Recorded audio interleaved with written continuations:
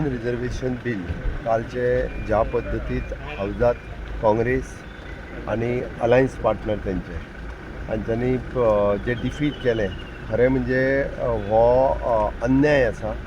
तांच्यांनी नारी शक्तीचेर खरें नारी शक्तीक जो सन्मान दिवपाचें काम माननीय प्रधानमंत्री नरेंद्र मोदीजीन केल्लें ते डिफीट करून तांच्यांनी खऱ्या अर्थात नारीच्यो भावना दुखयल्या.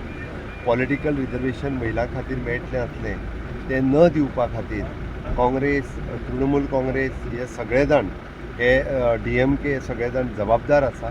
म्हाका दिसता तांकां खऱ्या अर्थात महिला किंवा नारी ही आपली ताकद येता त्या फुडल्या इलेक्शनात मताच्या रुपात दाखोवन दितली. हे विरोधी पक्ष पळय आहा हे तांच्या पोटांत दुखता. आज कशें जालां की थोड्यांक कांयच करपा नाका आनी दुसरो कोण करता तें पळोवपाक नाका की तें करता जाल्यार तें कशें पाड पडटा हें पळोवप ही मेंटेलिटी आमच्या मनशांची सदांच आसता.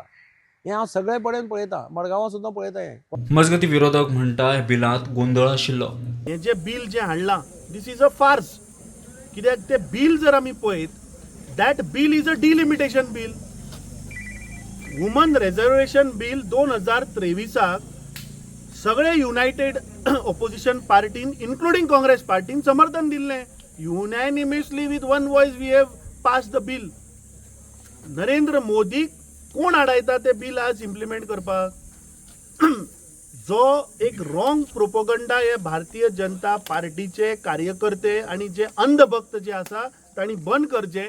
Bureau report prudent.